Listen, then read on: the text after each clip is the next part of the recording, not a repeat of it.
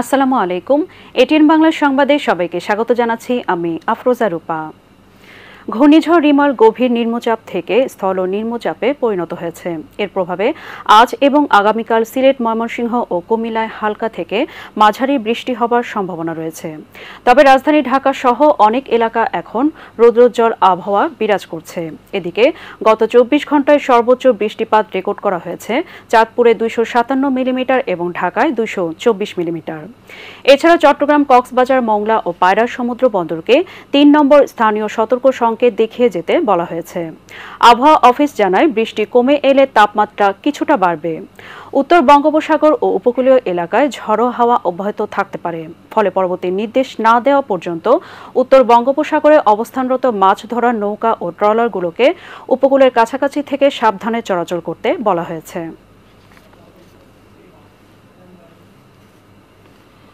উপনীত হয়ে গেছে এবং আস্তে আস্তে দুর্বল হয়ে যাবে।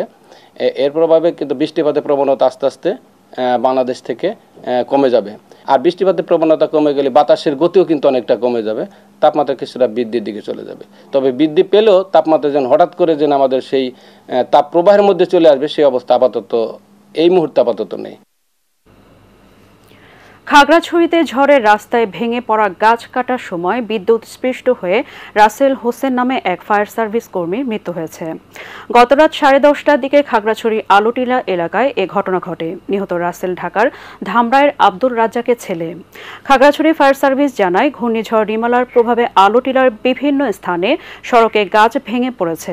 এসব গাছ কাটার সময় 33,000 ভোল্টের তারের সাথে একজন বিদ্যুৎস্পৃষ্ট হয়। স্থানীয়রা তাকে গুরুতর আহত অবস্থায় উদ্ধার করে খাগড়াছড়ি সদর হাসপাতালে নিয়ে গেলে কর্তব্যরত চিকিৎসক তাকে মৃত ঘোষণা করেন। বিপদ সংকেত নামিয়ে চট্টগ্রাম সমুদ্র বন্দরের কার্যক্রম স্বাভাবিক ঘোষণা করা হলেও এখনও বন্দরে ভিড়তে পারেনি পণ্যবাহী কোনো জাহাজ। বন্দরের নিরাপত্তার স্বার্থে ঘূর্ণিঝড় রিমাল আঘাত হানার আগে গত রোববার বিভিন্ন জেটিতে থাকা 19টি জাহাজ গভীর সাগরে পাঠিয়ে দেওয়া হয়। আজ সকাল 9টার পর বহিরঙ্গর থেকে ক্রমান্বয়ে ওই 19টি জাহাজ বন্দরে ভেড়ানোর কথা থাকলেও সাগর উত্তাল থাকায় দুপুর পর্যন্ত কোনো জাহাজ বন্দরে ভেড়ানো সম্ভব হয়নি। ফলে খালি পড়ে আছে বন্দরের সবকটি জেটি। অপরদিকে সাগর উত্তাল থাকায় গত 3 দিন ধরে বন্ধ রয়েছে বহির্নোঙরে মাদার ভেসেল থেকে পণ্য খালাস কার্যক্রম। তবে অন্যান্য কার্যক্রম স্বাভাবিক রয়েছে বলে জানিয়েছেন বন্দর কর্তৃপক্ষ। তৃতীয় ধাপে উপজেলা পরিষদ নির্বাচনের ভোট গ্রহণ কাল। এবার ভোট গ্রহণ হবে 90টি উপজেলায়। বুধবার সকাল 8টা থেকে শুরু হয়ে ভোট চলবে বিকেল 4টা পর্যন্ত। এরই মধ্যে রিটার্নিং অফিসগুলোতে ব্যালট বাক্স সহ নির্বাচনী সরঞ্জাম নেওয়া শুরু করেছেন প্রিজাইডিং অফিসাররা। কঠোর নিরাপত্তায় এসব নির্বাচনী সরঞ্জাম কেন্দ্রে পৌঁছে দেওয়া হচ্ছে। ভোটে প্রতিদ্বন্দ্বিতা হবে চেয়ারম্যান, ভাইস চেয়ারম্যান ও মহিলা ভাইস চেয়ারম্যান পদে। উপকূলীয় জেলার উপজেলা সহ 112টি উপজেলায় নির্বাচন অনুষ্ঠিত হওয়ার কথা থাকলেও ঘূর্ণিঝড় রিমালের প্রভাবে 19টি ও নানা জটিলতার কারণে 3টি উপজেলায় ভোট স্থগিত করেছে নির্বাচন কমিশন। শিগগিরই রাজধানীতে ট্রাফিক ব্যবস্থাপনায় অটোমেটেড সিগন্যালিং সিস্টেম আসছে বলে জানিয়েছেন ঢাকা মহানগর পুলিশের ট্রাফিক বিভাগের যুগ্ম কমিশনার SM মেহেদী হাসান।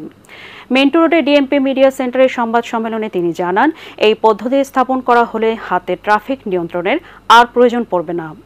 এছাড়া জাপানের দাতা সংস্থা জাইকার উদ্যোগে ট্রাফিক নিয়মকানুন সম্পর্কে শিক্ষার্থী ও অভিভাবকদের সচেতন করতে নগর জুড়ে কার্যক্রম হাতে নেওয়া হয়েছে বলে জানান ট্রাফিক পুলিশের এই কর্মকর্তা।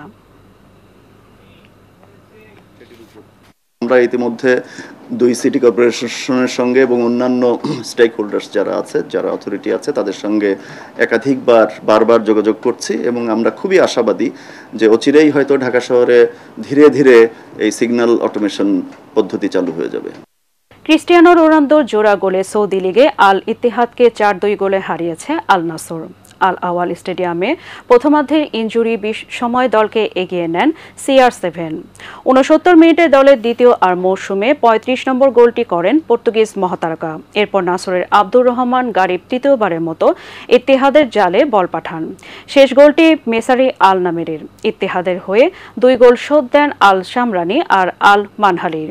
82 পয়েন্ট নিয়ে লিগ টেবিলের 2-এ আছে রোনালদোর ক্লাব। 14 পয়েন্ট বেশি নিয়ে শীর্ষে আল হিলাল।